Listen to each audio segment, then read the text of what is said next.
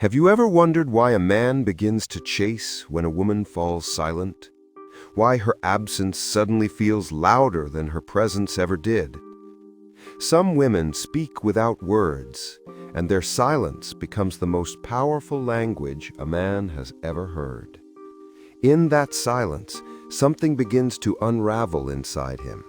The mask of control, the illusion of certainty, the ego that once believed it could command love. What once felt secure now trembles in quiet confusion. Because when a woman who once gave her energy freely decides to retreat into her stillness, the entire balance of power shifts. And what remains is truth. Raw, uncomfortable, undeniable truth. He begins to wonder what changed, but nothing changed. She simply remembered who she was before she believed she needed to chase. In Jungian psychology, silence is not absence, it is a mirror. It reflects back to a man the very spaces within himself that he's been unwilling to face. A woman's silence exposes his own noise, the restless ego, the hunger for validation, the need to be admired without intimacy. Her stillness becomes his shadow, the part of himself he avoided when things were loud, when her attention filled every hollow corner of his insecurity. Now, in the absence of her energy, he confronts the void. You see, some women carry a presence that cannot be spoken. It's not found in the tone of their voice or the rhythm of their affection. It's in the energy of self-possession, the way they hold their own gaze when the world looks away. When such a woman grows quiet, her silence doesn't mean defeat, it means mastery. She has turned inward, where her peace resides and where no man's opinion can reach her. To a man still caught in ego, this silence feels like abandonment, but to the woman, it is reclamation. Carl Jung would say this moment, this silence, is the confrontation between the ego and the self. The ego demands validation, clings to identity, wants to be seen, to be chosen, to be right. But the self knows. The self doesn't seek, it simply is. When a woman stops chasing, she shifts from ego to essence. She no longer tries to be loved into wholeness. She realized she already was whole. And that realization is terrifying to the man who once relied on her pursuit to affirm his worth. The silence becomes a mirror in which his projections dissolve. The woman he thought he could control, the one he believed was dependent on his affection, now becomes something else entirely, a reflection of what he cannot dominate. In her quiet, he meets his own fragility.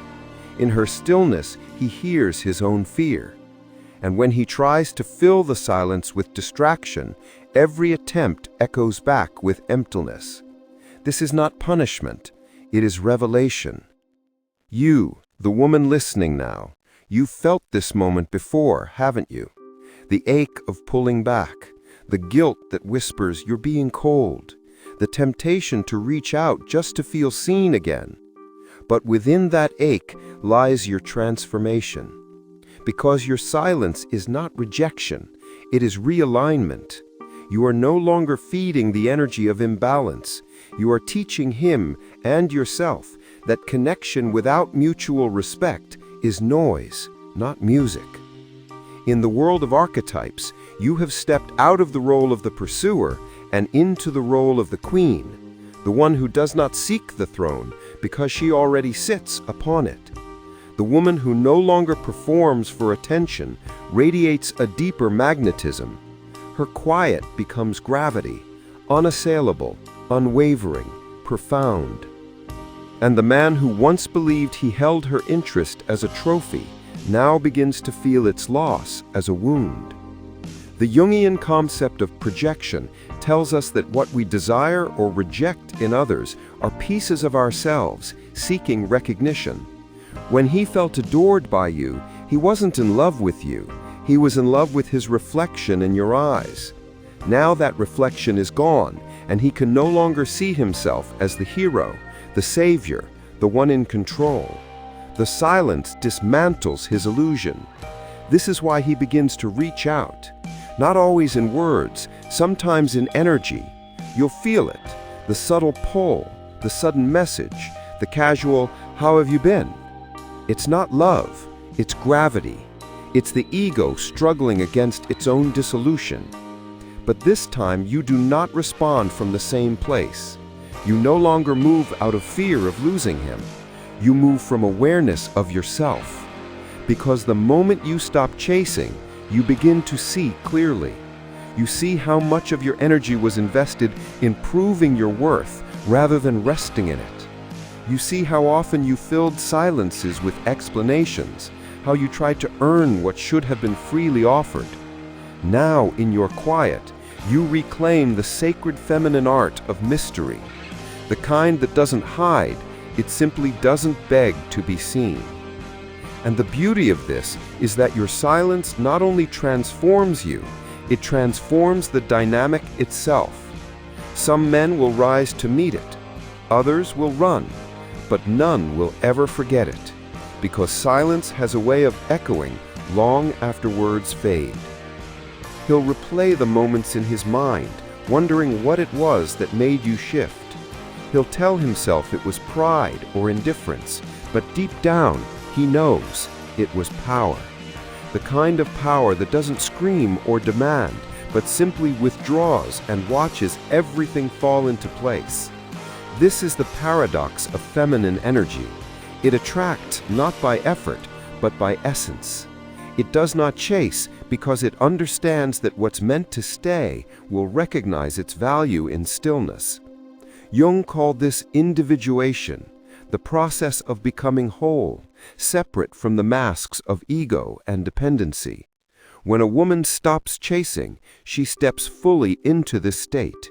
She becomes her own center. And in doing so, she becomes unforgettable. Her silence speaks of boundaries, self-respect, and wisdom born of heartbreak. It's not cold, it's sacred.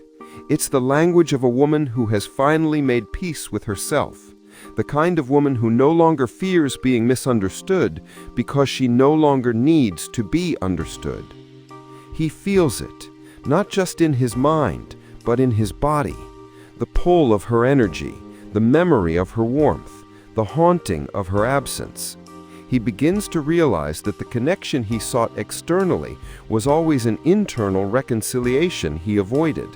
She has become his mirror, and in that reflection, he finally sees himself. And you, woman of silence, you are not his loss. You are his lesson.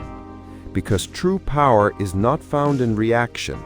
It is found in restraint, in choosing peace over performance, reflection over pursuit.